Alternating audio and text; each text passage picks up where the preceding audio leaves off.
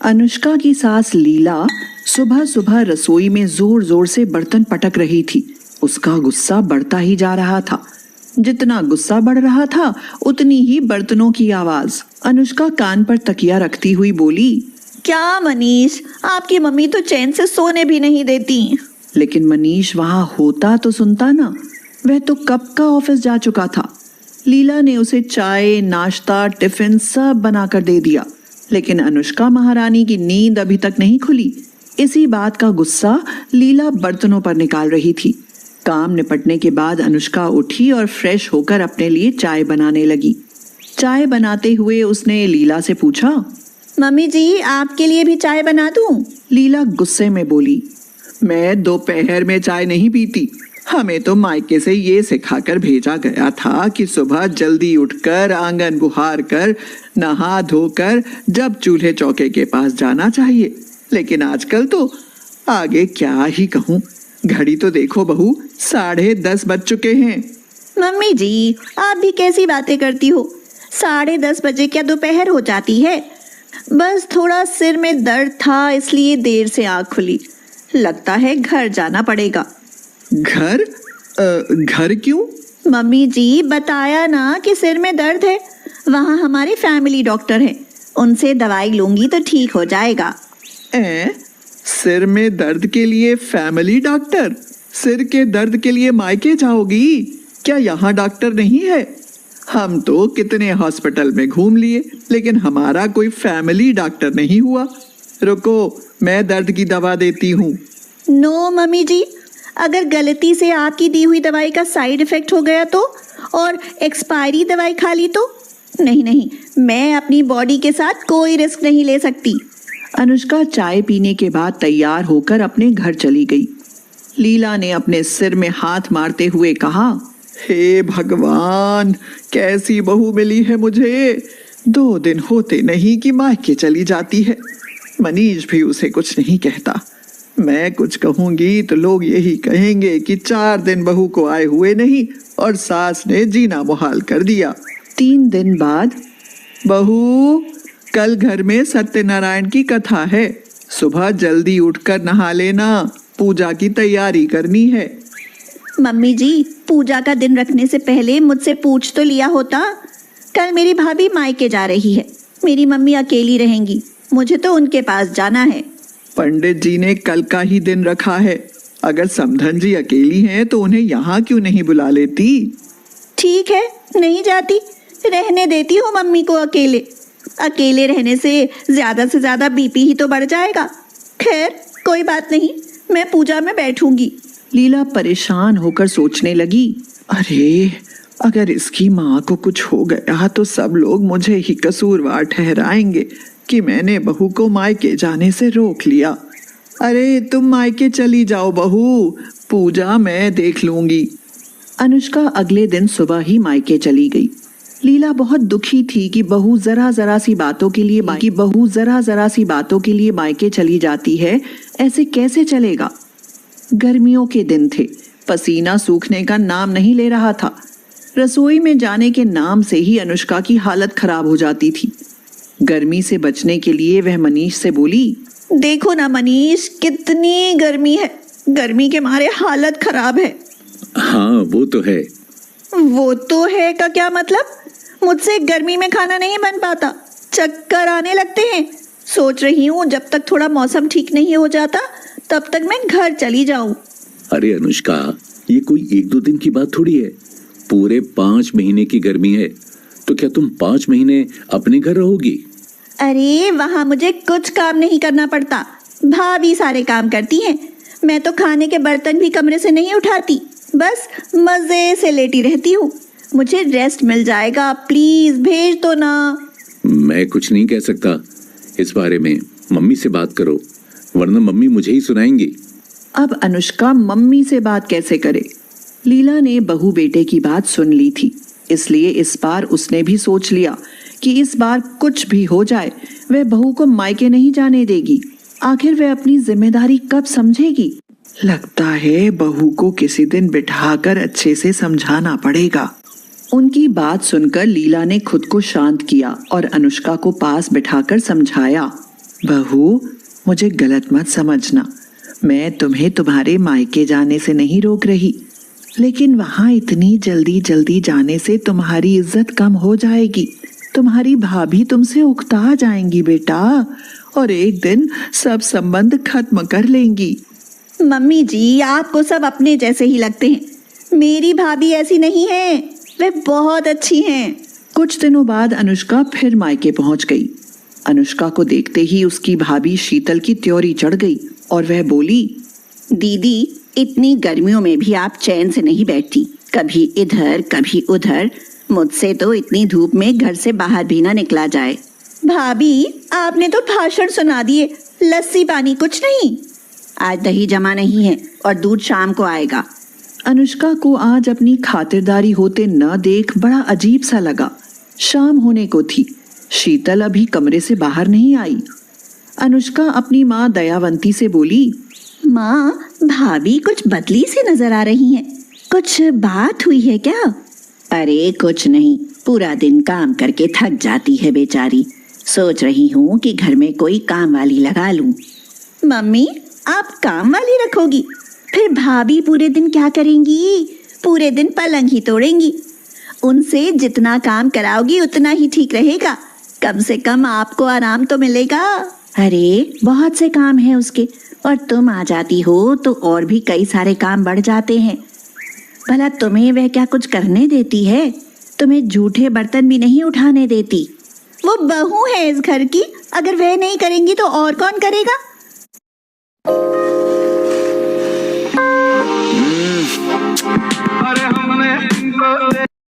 लगता है आप भाभी को सिर पर चढ़ाती जा रही हो। कहीं ऐसा न हो कि आपको पछताना पड़े। बस करो अनुष्का, बस। बहू ने सुन लिया तो खामखा कलेश हो जाएगा। वह मेरी सारी जरूरतें पूरी करती है, मेरी सेवा करती है। उसके खिलाफ कुछ बोलने की जरूरत नहीं है। हाँ, वो अनजान थी कि शीतल कमरे की खिड़की से उनकी सारी बातें सुन रही थी। शीतल को उनकी बातें सुनकर बहुत गुस्सा आया। वह बोली, दीदी, मुझे बोलना तो नहीं चाहिए, लेकिन चुप नहीं रहा जा रहा है। सोच कर देखो कि अगर मैं भी तुम्हारी तरह रोज मायके में पड़ी रहूं तो तुम्हारी मम्मी का क्या होगा? कौन तुम्हारे यहाँ आने पर तुम्हारी सेवा करेगा? तुम तो मम्मी जी को मेरे खिलाफ भड़का रही हो। ठीक है, मैं भी गर्मियाँ अपने मायके में गुजार आती हूँ। तब तक मम्मी जी को तुम ही संभाल लेना। हाँ। बात बढ़ती जा रही थी। शीतल गुस्से में थी। तभी उनकी बातें सुनता हुआ कपिल बाथरूम से बाहर निकला। वह बोला, अनुष्का, देखो तुम मेरी बहन हो, लेकिन शीतल मेरी पत्नी है, जिसने मेरे घर को झाड़ू की तरह बांध कर रखा हुआ है। अगर इसके खिलाफ कुछ भी कहा ना तो मुझसे बुरा कोई नहीं होगा।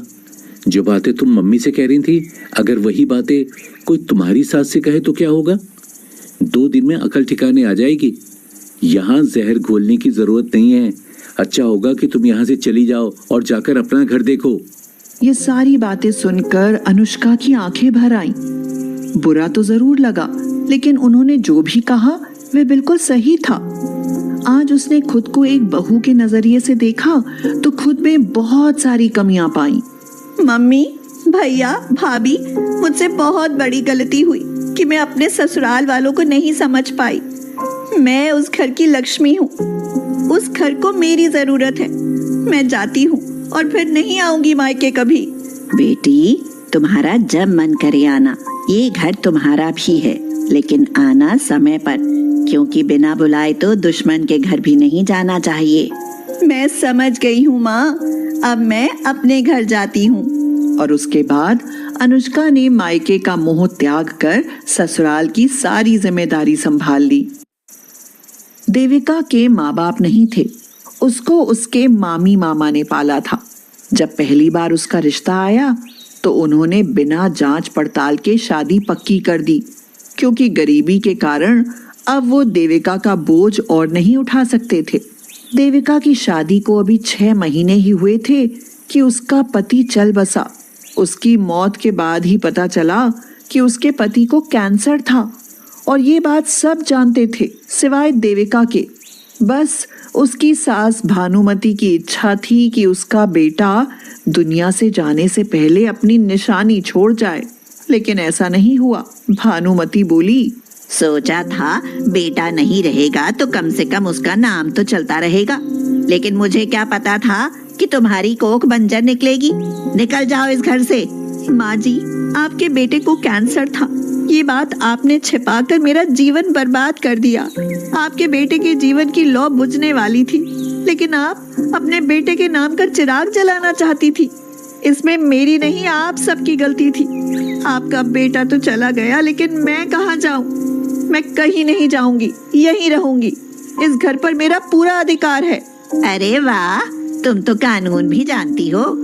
ये अधिकार की बातें हमसे मत करो। जहाँ बेटा गया समझो हमारा सब कुछ चला गया। इस घर में रहोगी तो खाओगी क्या? घास।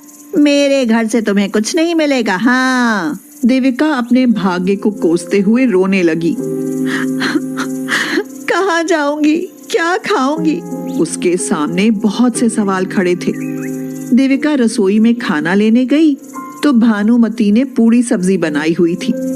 देविका ने थाली में खाना डाला तो भानुमति ने उससे खाना छीनते हुए कहा, तुम विधवा हो, तुम्हारे लिए ये खाना नहीं है। विधवा को रूखा सूखा खाना चाहिए। रही सही कसर छोटी ननद पूनम पूरी कर देती थी। वह बोली, माँ, भाभी के लिए मैंने रसोई में मोटे चावल और सत्तू रख दिया है। भाभी, बस अब वही खाना है। पकवान अब तुम्हारे नसीब में नहीं है। देविका की आंखों में आंसू भर आए और वह भूखे पेट ही सो गई। वह सो रही थी तो भानुमति ने उसके ऊपर पानी डाल दिया।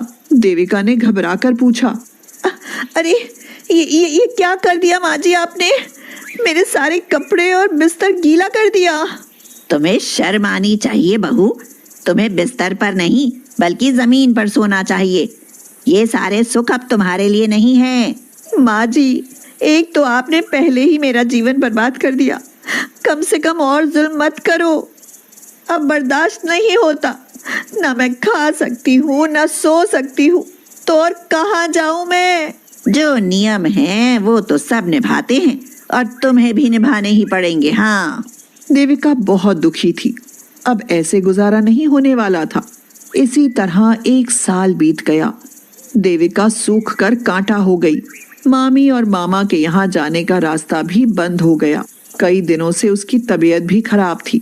भानुमति ने दवाई भी नहीं दिलवाई। देविका ने सोचा, क्यों ना मैं भी घर से बाहर निकलकर कुछ काम करूं। वह बहुत हिम्मत करके घर से बाहर निकलने लगी। भानुमति ने पूछा, बहू, कहाँ जा रही हो? मैं काम की तलाश में जा रही हूँ। पैसों की जरूरत है।